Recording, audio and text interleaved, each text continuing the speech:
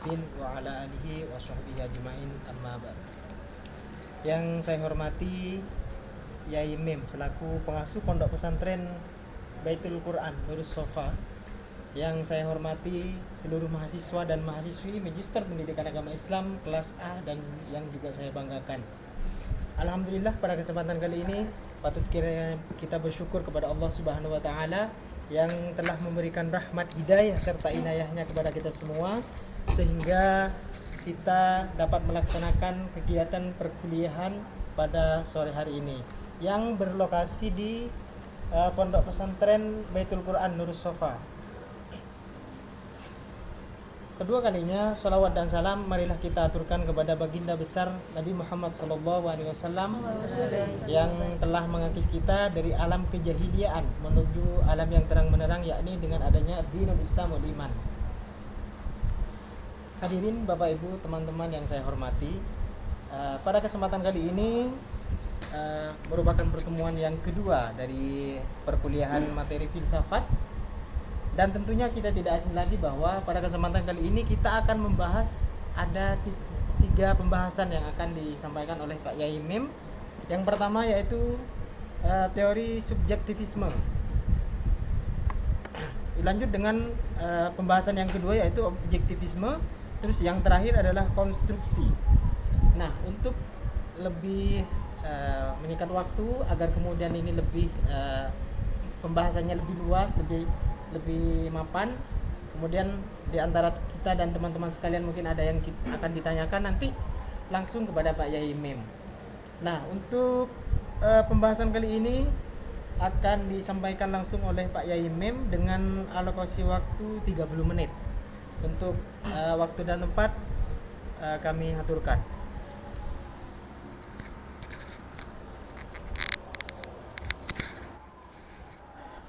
Baiklah, terima kasih. Assalamualaikum warahmatullahi wabarakatuh. Waalaikumsalam warahmatullahi wabarakatuh. Alhamdulillahi wa ba'd. Terima kasih pada moderator Mas siapa? Muhammad Ali Maki. Dari mana? Madura ya? Sumeneb. Oh ya, Madura itu. Madura ya, masih Madura. Jadi kalau nyebut Madura itu berarti jam kan? Tapi Sumeneb itu apanya Madura?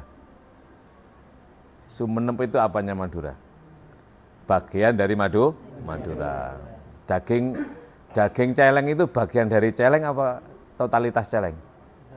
Bagian kan? Nah, Quran itu begitu. Quran itu zikrul juz lil kul, zikrul khas lil am, zikrul ba'd lil jam'i, ya toh? Nah, menyebut sebagian untuk totalitas. Yang diharamkan itu daging apa kabeh? Hurimat alaikumul maitatu wadamu walahmul khinziri. Qur'annya hanya menyebut yang diharamkan itu lahmul khinzir. Apa? Daging babi atau daging celeng. Kalau begitu tulangnya boleh enggak? Loh, padahal nggak disebut. Nah, makanya disitulah perlunya kita belajar linguistik. Kita perlunya belajar mempelajari di sana banyak cabang. Dari mana Mas Ali Maki? Dari Madura ya? Bukan, saya dari Sumeneb lah. Lah Sumeneb itu kan bagian dari Madura ya toh. Ya namanya saya menyebut totalitas, dia nyebutnya sebagian itu. Istrimu yang mana? Yang ini. Oh, wajahnya doang ya. Maksudnya menunjuk wajah untuk semua gitu. Mana pacarmu? Ini. Oh, pas hidungnya berarti pipinya bukan gitu loh. Loh enggak, ya semuanya gitu loh. Ya loh.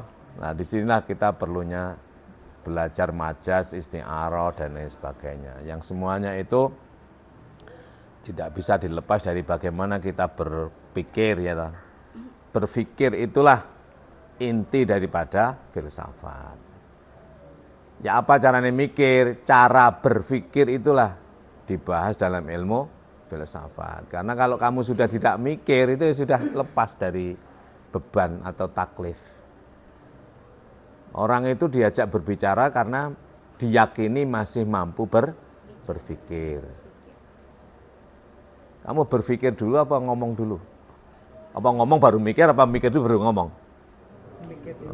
Lah iya toh, mikir dulu baru ngomong. Tapi ojo mikir itu jadi kepikiran nggak ngomong-ngomong gitu loh. Juga salah. Maka diperlukan interaksi pikir dengan aktivitas baik itu lesan maupun perbuatan. Ojo kakean mikir, jadi kepikiran nggak jalan-jalan. Mari kita pikirkan dulu. Actionnya kapan kok mikir terus ya. Nah, orang filsafat itu dari situlah cara berpikir muncullah namanya aliran-aliran atau teori-teori dalam filsafat. Ya, kali ini kita akan bahas teori dulu. Pada pertemuan kemarin tuh, pertemuan yang pertama itu sama dengan 4 kali pertemuan itu. Kenapa? Karena kita mengkaji objek kajian tasawuf dan filsafat. Biasanya 3 kali pertemuan itu bicara objek filsafat. Jadi misalnya saya jadi dosen itu ya, kalau ingin panjang lebar ya, objek kajian filsafat, ontologis, epistemologis, aksiologis, itu dibahas 3 kali pertemuan. Misalnya kalau forum doktor 1 kali pertemuan 600.000, itu sudah 1.800.000 ya misalnya. Misalnya. Nah, 3 kali pertemuan. Lalu objek kajian tasawuf kan ada 5 ya kemarin. Iman, ilmu, nikmat, takwa, dan nafsu yang harus dikendalikan. Nah, itu 5 kali pertemuan. 1 kali pertemuan 600 piro? Enggak ngitung wae toh. Nah. Terus misalnya hari ini setelah itu baru kita kenalkan tentang teori-teori yang dari situ melahirkan materialisme, hedonisme, spiritualisme dan lain sebagainya. Nah, itu masing-masing satu teori 1 kali pertemuan. 600.000 piro sen. Akeh pokoknya lek gelem ngitung akeh. Nah, ya begitulah belajar filsafat. Dulu saya belajar dari seorang positivistik Indonesia, satu-satunya, yaitu Pak Profesor Kunto, almarhum. Profesor Kunto Wibisono Siswa Miharjo, bukan siswi. Profesor Dr. Kunto Wibisono Siswa Miharjo. Panjang namanya. Saya sering tak belajar siswi Miharjo. Siswa dengan siswi kan beda kan? Kalau siswa laki-laki, kalau siswi perempuan. Terus Kuntonya tak tambahi L, Kunto. Profesor Doktor Kunto L gitu. Orangnya ketawa-ketawa. Ini tulisannya disengaja apa bagaimana? Keliru ini. Laptop kan automat ya, karena terlalu sering nulis Kunto, jadinya kalau Kunto jadi L, jadi Tul gitu. Ya, orangnya seneng. Orangnya Ghazalian banget, ya, virusan banget itu loh. Pokoknya seneng sekali kalau sebenarnya beliau itu orang UGM ya, yang jarang sekali bersentuhan dengan filsafat Muslim, maka suka sekali dengan notabene orang-orang teman-teman yang suka dengan kaji filsafat yang punya background Quran. Nah, kebetulan saya itu backgroundnya Quran. Nah, Quran itu kan sangat filosofis menurut saya. Gitu. Quran itu sangat filosofis. Kita berhenti apa terus ini? Berhenti ya? Berhenti dulu Mas. Jeda dulu.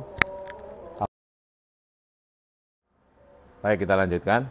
Jadi kali ini kita akan berkenalan dengan teori filsafat. Ya, objek kajian filsafat kan dari zaman dulu hingga nanti hari kiamat sama kan, ontologis, epistemologis, aksiologis. Nah, itu filsafat murni. Nah, filsafat Islam ditambah 2 tahap. Tidak hanya ontologi syariah, tidak hanya epistemologi thariqah, tidak hanya aksiologi hakikat, tapi ditambah dengan ma'rifah dan ikon. Ya, kalau filsafat Islam ada 2 tangga lagi. Filsafat yang belum Islam 3 kan, ontologis, bendanya kan, syariahnya, tulisannya, lalu epistemologis, cara menggunakannya, thariqahnya ya, thariqah, atau imannya, lalu aksiologis itu hakikat diri, menyata diri, namanya hakikat. Nah, ketemu enak itu hakikat kan, ketemu enak. Nikah itu kan syariahnya, caranya akad kan, Nikah itu syariah, nikah syariah kan?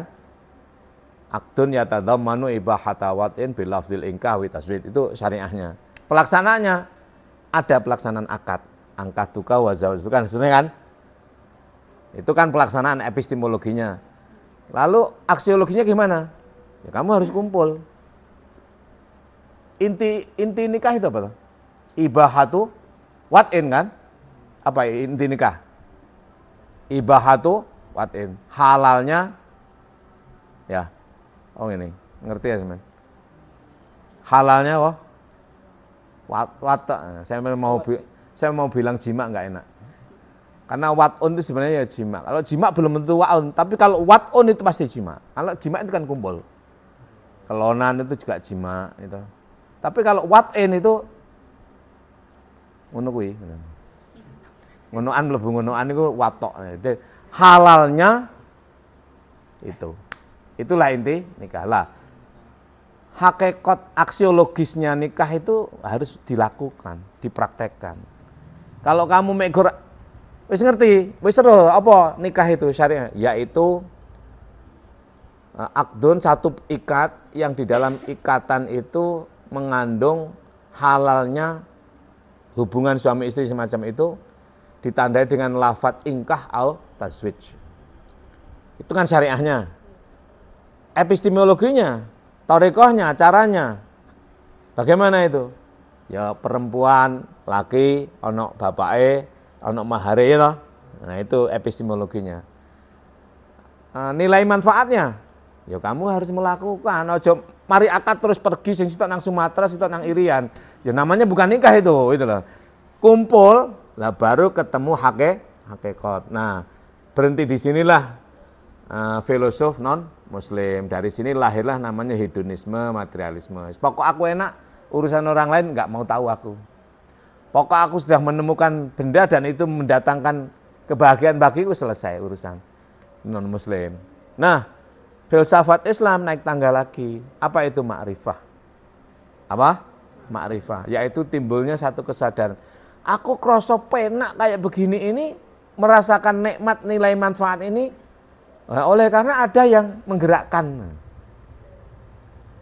Terus bojoku gelem tak ngonokne mergo karo Gusti Allah di.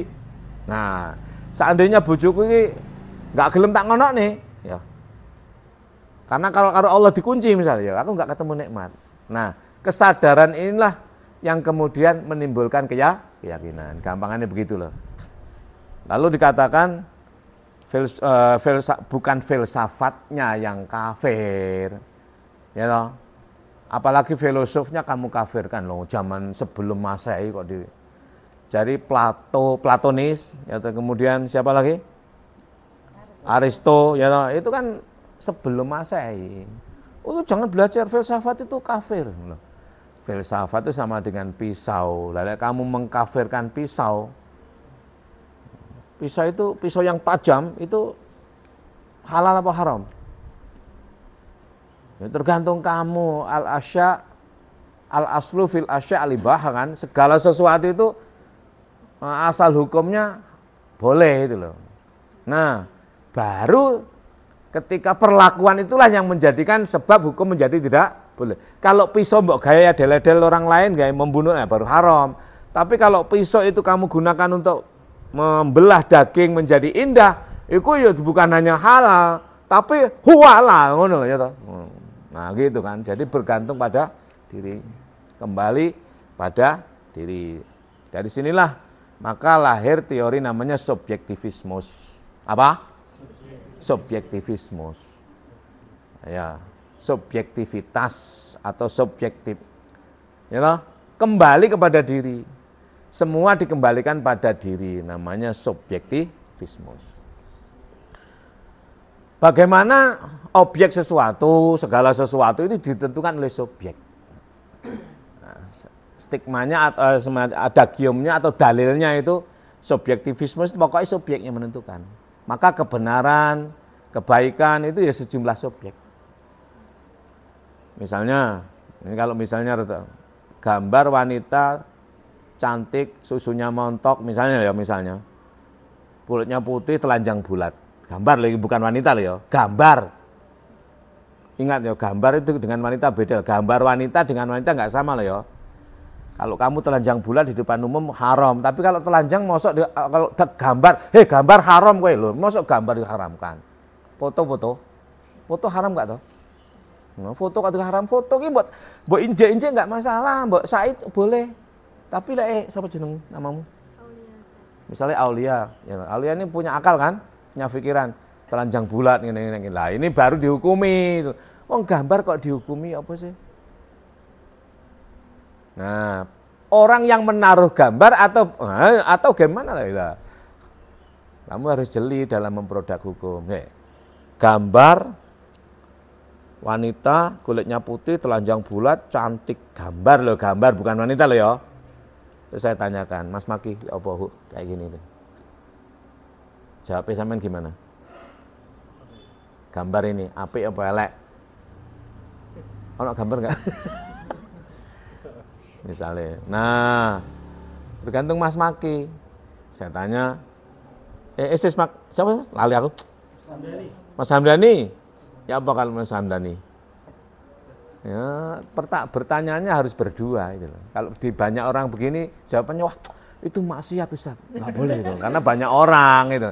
Nanti kalau berduaan, yang lain yang lebih hot ada enggak lah, beda lagi. Nah, maka subjek pun dalam situasi kondisi yang tidak sama menghasilkan simpulan yang berbeda. Maka subjektivisme itu selamanya akan subjek-subjek, bergantung pada subjek. Bahkan subjek itu ada sub-subjek. Subjek Mas Hamdani ada sub. Subjek besarnya Mas Hamdani ketika di publik akan mengatakan, itu maksiat itu haram. Apalagi pakai sorban. Pas pakai kopiah pakai sorban. Sangat maksiat itu dan dosa itu tidak boleh. Bisa merusak hati dan pikiran. Nanti kita tanyakan diam-diam. Mas iki opo iku apik iki? Ono enggak tunggale? Beda lagi. Nah, kenapa? Loh. Subjek itu punya pikiran, punya visi yang harus disinilah dari sini maka lahirlah ilmu fenomenologi, ya toh. Jadi jangan hanya teks tapi konteks. Kenapa? Kenapa Mas Hamdani kok berkesimpulan begitu ya? Karena di depan publik, apalagi dilihat istrinya tambah lebih takut itu loh. Kalau pas sendirian, yang banyak ya, beda lagi. Nah, ya, maka jangan hanya teks tapi konteks. Kenapa? Mempertanyakan. Kenapa? Karena fenomena yang objektif itu bukan pada fenomenanya, tapi di balik fenomena. Hakikat fenomena yang objektif apa adanya itu di balik fenomena. Makna di balik kata. Jadi bukan kata sesuatu, tapi di balik kata itulah hakikat sesuatu. Yang paham nggak ini? Namanya teori fenomena. Pak Gadamer namanya. Pencetus teorinya Pak Gadamer. Ini namanya baca sendiri. Teori apa? Gadamerian itu Gadamer. Ya kalau kita bicara subjektif mesti bersentuhan. Ya subjektif itu apa? Bahwa nilai sesuatu, kesimpulan sesuatu adalah ditentukan oleh subjek, sebanyak subjek itu. Bahkan satu subjek akan terjadi subjek sampai pada subjek sekian kali. Bisa diterima ini? Masuk apa enggak toh? Bisa masuk di indasmu, maksud saya di kepala kita. Bisa ya? Ini kalau ngikuti kuliahnya Pak Kunto ribet banget itu loh. Coba baca buku banget ribet. Ini tokohnya adalah Max Weber. Ya, Weberian. Pengikutnya Weberian. Lahirlah dari sini itu materialistik. Ya, apa? Materialistik. Tadi materi orang itu. Materi. Nah, karena subjek-subjek itu nggak jelas. Apa kebenaran nilai kok ditentukan subjek kan nggak jelas. Bahwa kalau banyak bagaimana? Menurut ini benar, sana salah. Mana yang nggak bisa diikuti ya? Maka lahirlah berikutnya bukan subjek, bukan subjektivitas, tapi objektivitas. Bukan faktualitas, tapi realitas. Segala sesuatu itu realistik, tidak subjektif, tidak faktualistik, tapi realistik. Apa realistik itu? Ya objektif, di luar itu apa adanya. Orang mengatakan itu cantik ya nggak akan merubah keadaan itu. Rumah ini besar apa kecil? Kamu mengatakan besar, yang ini kecil, terus yang itu sedang.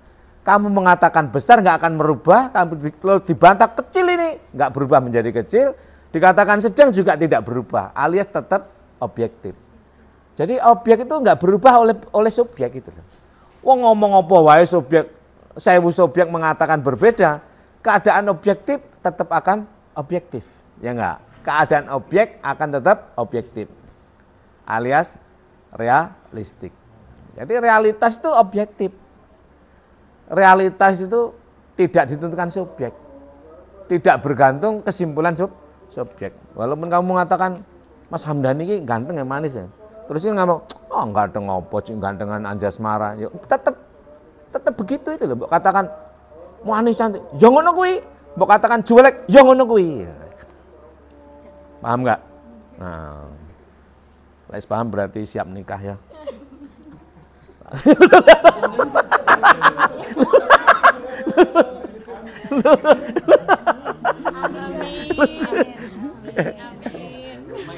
Namamu siapa?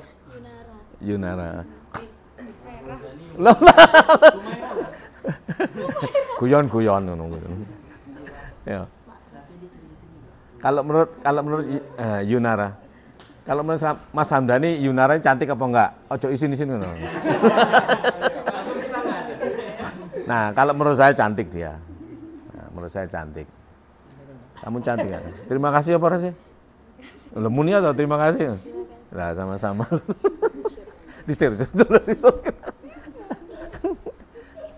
Alhamdulillah ini cantik juga ini.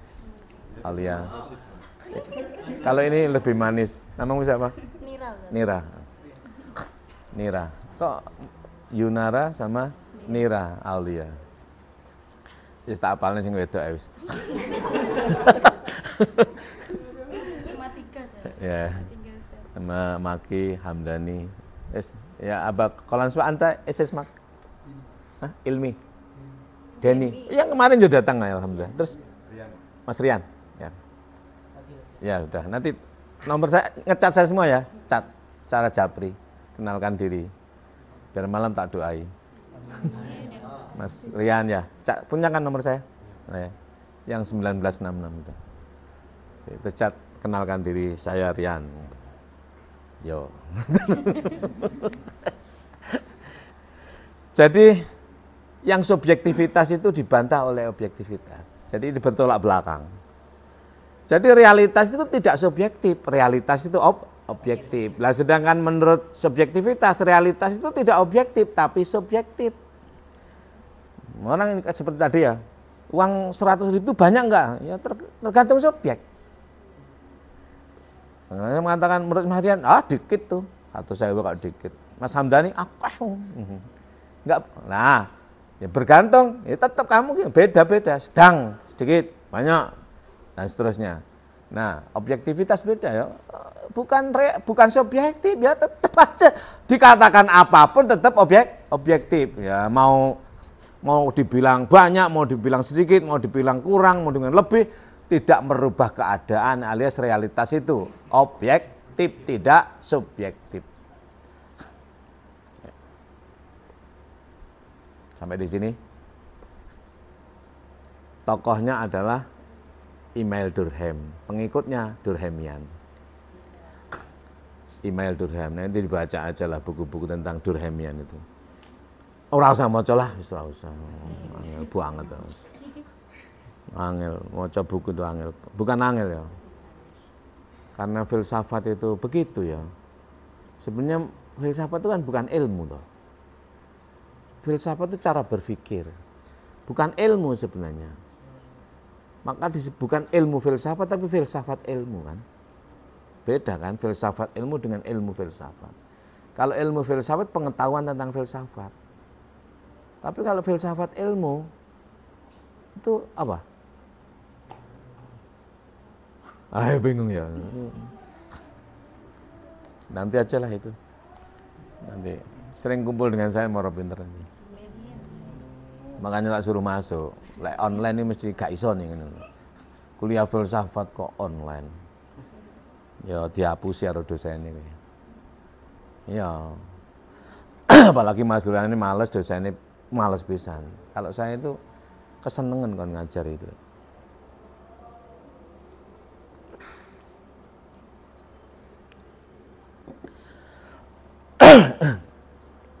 Orang filsafat itu merasa menginginkan semua orang itu pintar itu.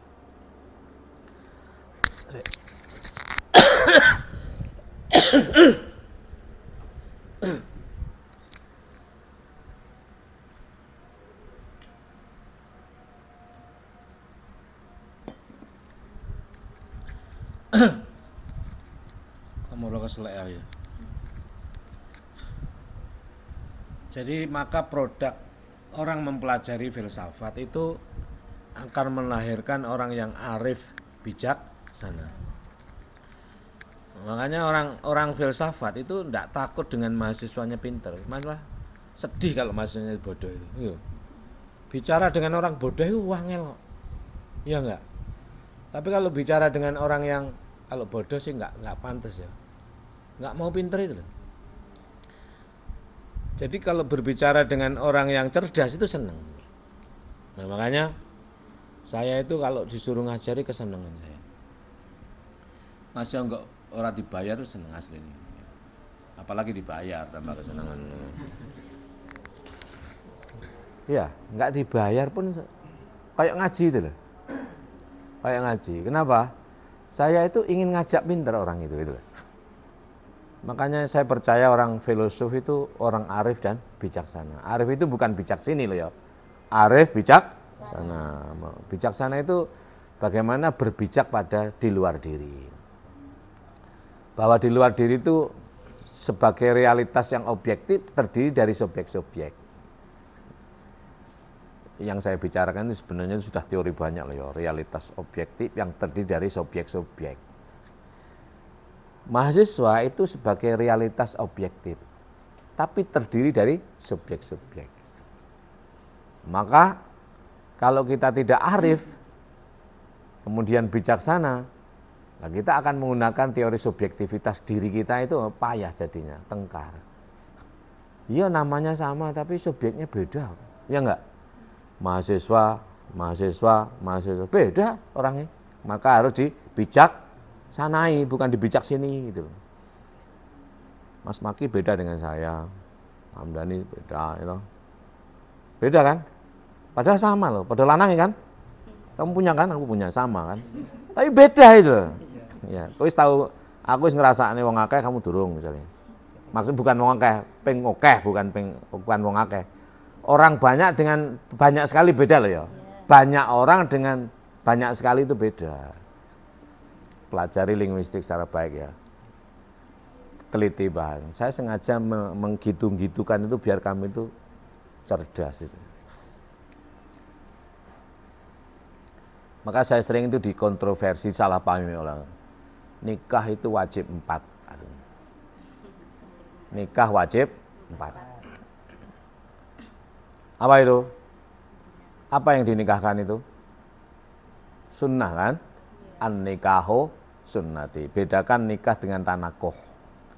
Nikah dengan ingkah tidak sama. Nah, kalau nggak ngerti linguistik ya repot. Makanya belajar sorof.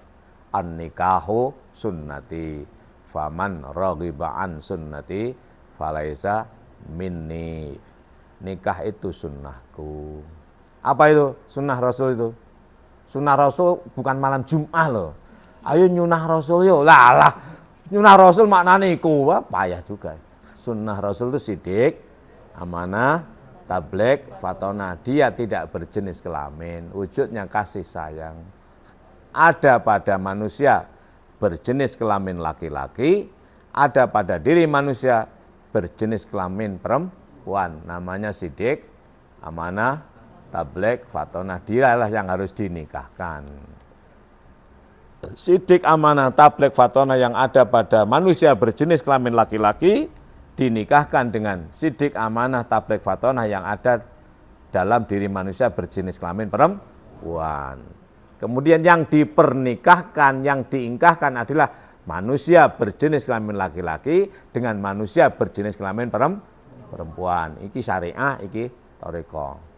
Maka kalau kamu nikah, wahai Hamdani, laki-laki kan kamu, mendapatkan misalnya Yunara misalnya, perempuan kan, misalnya loh ya.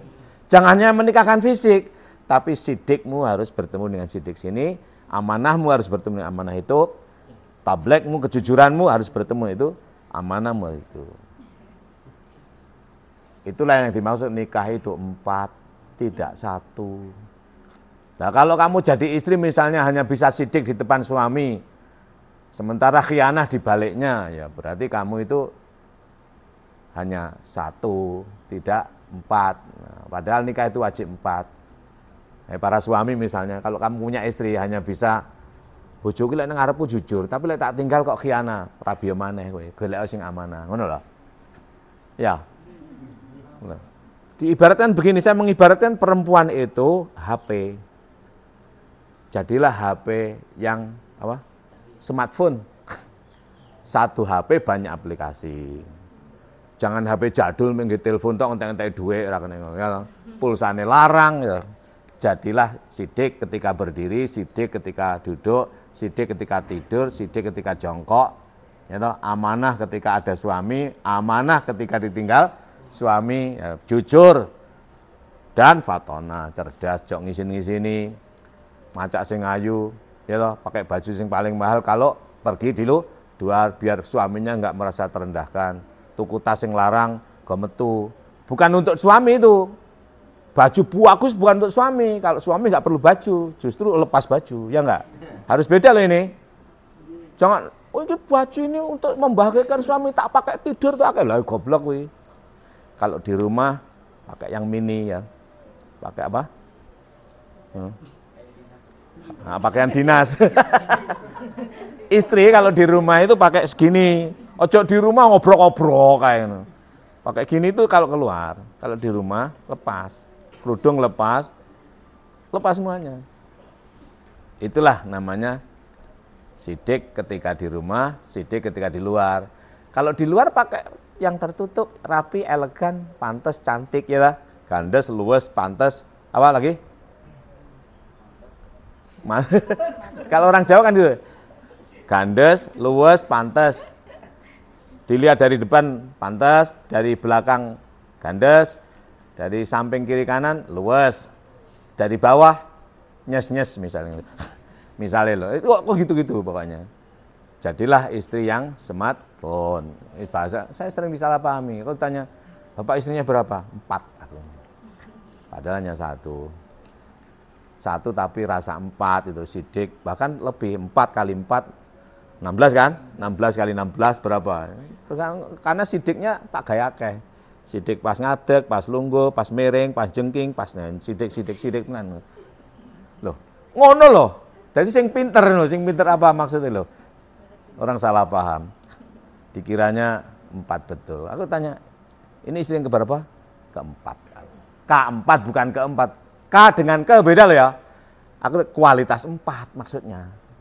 Kualitas smartphone. Oh no. Nah, berkualitas dan tidak juga bergantung suami.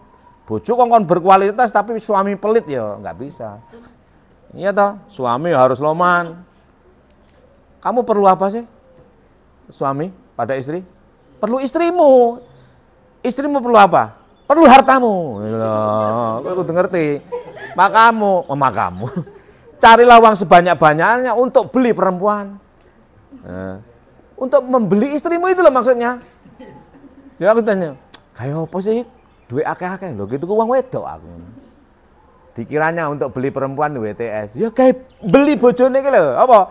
Tukokne sepatu sing akeh sing larang, tukokne baju sing mahal, tukokne tas sing mahal, iku nggih beli bojone. Antum tafhamuna kalami hadza?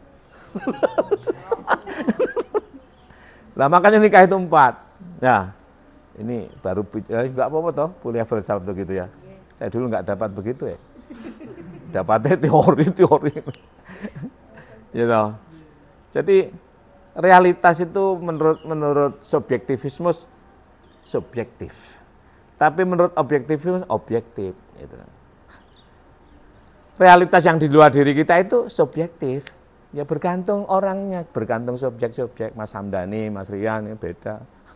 Yunara, Nira, Aulia. Ya apa? Yang ya apa menurut sampean? Nah, beda. Ya apa? Ya subjektif kan. Terus yang objektif wah enggak subjektif, masih yo wong jeplak kaya apa tetep ngono. Rasional kan ini? Masuk kan artinya bisa diterima. Iya. Masih tak kon muni kaya apa ya tetep uang 1.000 kau kasih minyak wangi, kau bersih-bersihkan, kau naik tetep 1.000. Ya, uang 100.000 kau kencingi ya toh, kau kotori tetap 100.000 itu loh. Jadi manusia itu realitas itu tidak bergantung subjek tapi bergantung objek. Realitas itu objektif menurut Emile Durkheim, menurut Max Weber realitas itu subjektif. Sing bener sing ndi ya terserah kamu, kabeh bener ternyata kuwi ngono. Artinya apa? Iya dimpok itu awake ngono ana. Lek wong bodoh setelah ngerti ngene, iya tak pikir-pikir selama ini aku dihapus itu nang wong-wong gedulinan aku. Lah, alias apa? Kamu menjadi wayang dipermainkan oleh orang-orang pintar. Gedulinan. Maka hidup itu kalau kamu orang pandai, jangan hanya jadi dalang, jangan hanya jadi wayang. Tahu enggak wayang? Siapa yang memainkan? Dalang. Kamu jangan hanya jadi manusia. Siapa yang memainkan manusia? Tuhan kan? Sesekali jadilah Tuhan. Loh maksudnya gini loh. Ini teologi ini. Berlakulah seperti berlakunya tuh Tuhan. Yatakhallaq bil akhlaq al ilahiyah. Gimana itu? Ya jangan hanya minta dikasihani dong. Kamu mengasihanilah siapapun apapun tanpa membeda. Jangan hanya minta dikasihani. Minta dikasihani itu namanya wayang itu. Tapi cobalah sesekali jadi dalang. Ya apa? Memainkan. Apa itu? Mengkasihani, merahmati apapun siapapun tanpa membeda. Dalang kan itu? Nah, dalang itu mendalangkan buta cakil ya. Tahu nggak buta cakil? Kan dielek-elek ya cangkem elek, anu elek pokoknya terus mati-mati dhewe. Ya padahal wayang buta cakil itu wayang sing paling larang, sing paling disenengi karo dalang. Kenapa? Karena memainkan buta cakil itu sulit. Dia harus dari kulit yang bagus, terus apa itu? Gapitnya harus gapit yang bagus. Pokoknya sing apik no, sehingga dilus-lus apik. Soalnya gimana tek. Lek gak barangnya apik, bendanya enggak bagus, materinya enggak bagus, enggak kena dimainkan secara baik. Maka wayang yang peranannya itu sangat elek jelek, itu disukai oleh dalangnya coba. Lah bisa jadi loh. Wong sing paling elek dijenengi Gusti Allah ya enggak? Bisa jadi loh, makanya menaruh suudzon alias negatif thinking pada makhluk itu enggak boleh. Suudzon pada makhluk sama dengan suudzon pada khalik. Namanya akhlak, tasawuf itu. Maka kalau filsafat cukup di aksiologi. Nah kalau Islam ditingkatkan menjadi ma'rifah dan iqon. Tidak cukup pada hakikat saja. Tidak hanya syariah, thariqah, hakikat meningkat lagi menjadi ma'rifah dan iqon. Subjektivitas akan selalu berkontradiksi dengan objektivitas. Subjektivitas Max Weber, objektivitas Emile Durkheim. Kesimpulannya semacam itu. Ini sudah cukup ini. Konstruksinya besok. Pertemuan yang akan datang terakhir ya. Pertemuan yang akan datang itu terakhir. Bukan terakhir maksudnya, bukan terakhir akhir hayat lah ya maksudnya. Muhadharah al-akhirah ya ini. Jadi udah cukup. Apa tugasnya? Maafi tugas. Ujian nggak ada, terus langsung lulus. Nanti protesnya pada asisten saya. Maka berbaik-baiklah sama dia. Sehingga lulus. Dia suka gregetan. Abi ini kalau gampang kok mahasiswa masih nawar. Ya terserah kamu, nggak usah lulus kan, nggak usah ribet. Oh. Jadi terhadap objektif itu ojo membingungkan subjek. Jadi karena kita lagi jadi Tuhan, ya bertuhanlah. Ngono lho. Gampang jadi Tuhan tuh, enak toh. Lek jadi makhluk lek repot. Lek jadi Tuhan kan gampang. Iki tak jadi Tuhan enggak lulus, nang neraka kamu. Wis ngono. Tiada ampun, ya toh. Lah engko terus kok mlebu ampuni ngono. Tuhan itu ya maha muntakim juga maha ghafur, ya enggak? Makanya Ibnu Arabi nyebutnya maha paradoks. Allah itu maha memberi tapi juga maha pelit, ya enggak? al-mu'ti dan al-mani, ya, al-bakhil. Oh no, al-bakhil enggak ada ya. Tapi tidak memberinya Allah itu karena kasih sayang. Maka sampai itu menyebutnya Allah Maha bingung. Tapi jangan disamakan dengan bingungmu. Kalau bingungmu kan merepotkan orang lain. Kalau bingungnya Tuhan itu bagaimana makhluk itu supaya cinta sama aku, ngono loh. Wong aku sangat cinta sama dia kok dia enggak angel. Lah itu loh, makanya Allah bingung ya apa caranya supaya dia itu cinta. Aslinya sing jatuh cinta alias sing bahasa kamu apa jatuh cinta namanya? Kaceren. Aslinya sing kaceren ini Gusti Allah nang awake dhewe ngono lho. Lah kok kowe ora gelem nang kaceren lho, ora tertarik lah Gusti Allah jadi bingung ngono ya apa diparani. Lah ngono. Gampangane ngomong ning ora ngono gitu loh. Tapi enggak begitu. Konstruksi dan berbagai hal yang terkait dengannya kita sampaikan pada pertemuan yang akan datang. Kita akhiri dulu pertemuan hari ini. Kalau ada yang bertanya, kembalikan pada Mas Maki kalau ada yang bertanya. Kalau enggak ada ya sudah.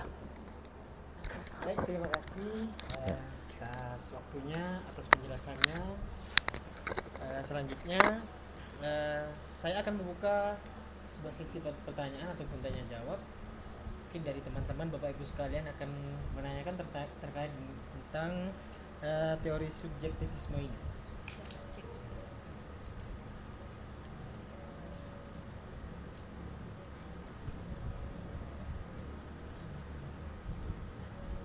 Nggak ada ya? Baik, ada Pak ya. Oh ya, udah. Open keyboard. M Belum. Ada. O N G I A. Kemarin seperti ini Pak Yai. Saya sempat mendengar bahwa jadilah manusia seperti Tuhan-Tuhan kecil. Itu maksudnya bagaimana Pak Yai? Yang ya, udah itu aja. Jadilah manusia seperti Tuhan-Tuhan kecil. Yang ngomong begitu itu siapa? Dosen saya. Siapa itu? Siapa? Dosen saya Pak Yai. Ya kalau gitu tanyakan sama dosennya. Gitu. Karena orang ngomong itu pasti ada maksud ya. Jadi orang berkata, yang dikatakan kan tulisan. Pasti ada maksud. Dan yang tahu maksud tulisan itu penulisnya. Ya. Maka tanyakan yang dimaksud Tuhan kecil itu gimana. Saya sering juga membuat istilah, jadilah Tuhan itu suka adu jangkrik. Gitu. Wong pada bingung kan, apa maksudnya Pak Imam Muslim mengatakan Tuhan suka adu jangkrik itu?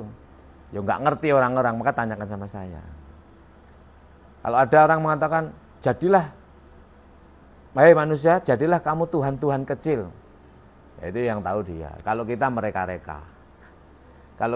Kalau saya sama tanya itu, jawaban saya itu kira-kira. Alias perspektif apa yang saya pahami, dan oleh karena saya nggak pernah mengatakan jadilah Tuhan kecil, kalau saya ingin jadi Tuhan besar. Rugi jadi Tuhan kecil itu. Wong cilik nggak enak toh, enak segede toh, enak gede cilik toh. Enggak, enakan gede apa kecil? Saya tanya, pikiranmu loh pikiranmu. Enakan panjang apa pendek gitu loh. Loh enak panjang ya? Loh kok tahu kamu? Nah, sekarang saya mau tanya pada publik, apa yang dipikirkan oleh Mas Maki ketika saya tanya enakan gede apa kecil? Dia jawab enakan yang gede dong. Yang kamu pikirkan apa? Pentol lah, pentol. Nah, enak pentol gede. Mas Tian mikir apa? Buah. Lah iya, saya tanyakan enak yang panjang apa enak yang pendek? Jawabannya enakan yang panjang dong. Apa yang kamu pikirkan? Nah, maka kembali, yang objektif ini kembali subjek. Maka subjek tergantung subjek. Pikiranmu kotor ya? Ya sing kotor sing menuduh kotor. Ketika saya mengatakan pikiranmu kotor ya, kamu kok ngomong begitu? Loh, siapa? Yang saya maksud itu roti.